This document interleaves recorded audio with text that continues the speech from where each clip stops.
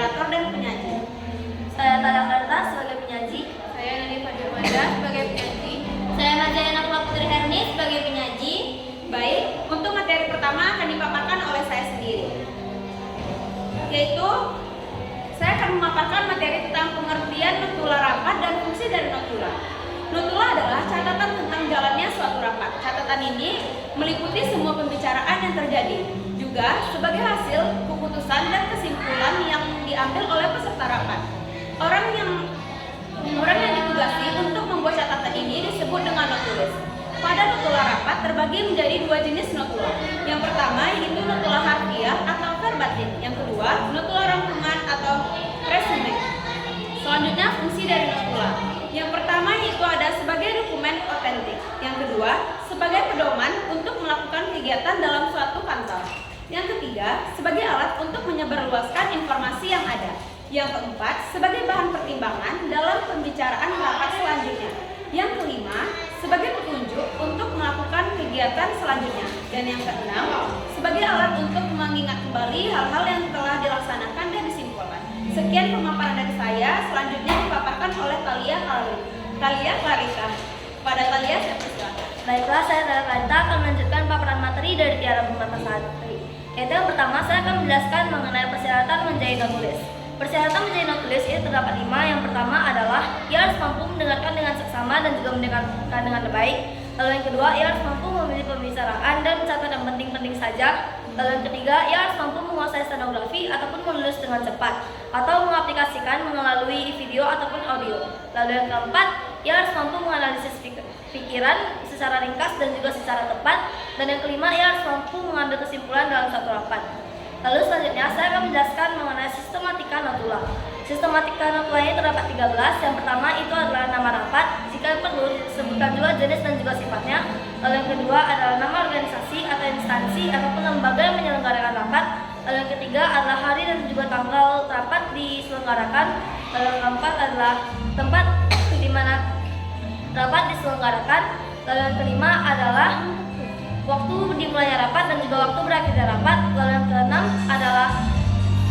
keenam itu adalah anggota rapat. Lalu yang ketujuh itu adalah pemimpin rapat. Lalu yang kedelapan adalah catatan khusus ataupun catatan khusus. Lalu yang kesembilan susunan acara ataupun agenda acara. Lalu yang ke-10 pengambilan keputusan. Lalu yang ke-11 adalah catatan khusus ataupun ringkasan selama rapat itu berjalan. Lalu yang ke-12 itu adalah nama kota ataupun tempat di mana notula tersebut dibuat. Lalu yang ke-13 atau yang terakhir itu adalah nama lengkap dan juga tanda tangan pemimpin rapat dan juga notulis dari rapat tersebut. Sekian pemaparan materi dari saya. Materi selanjutnya akan disampaikan oleh Nadifa.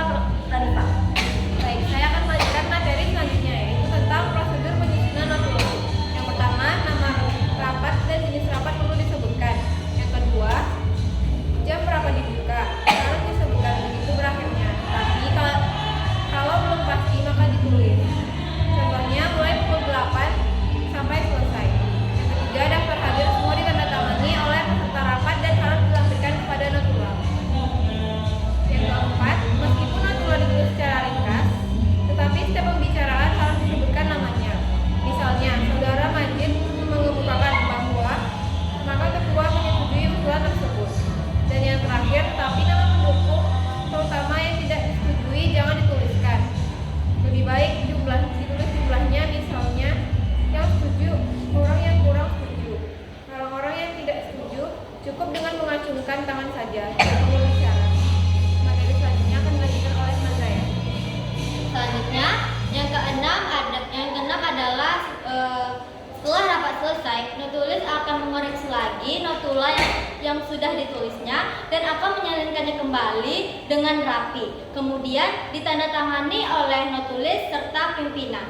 Yang ketujuh, bila perlu digandakan, itu dibagikan untuk kepada peserta yang tidak hadir pada saat rapat tersebut, ataupun bisa juga dibagikan setelah rapat ataupun bisa dibagikan kepada rapat berikutnya. Yang kedelapan, bentuk-bentuk notula itu berbeda-beda sesuai dengan kebutuhan. Selanjutnya ada risalah rapat. Selain membuat notula, sekretaris juga terkadang diminta untuk membuat risalah rapat. Risalah rapat merupakan catatan Isi risilah merupakan hasil keputusan dari sebuah rapat, kemudian ditutup dengan nama notulis dan pimpinan rapat. Risilah ini berisi catatan singkat mengenai hasil rapat dan bisa dibuat pada saat rapat berlangsung. Sekian pemaparan dari saya.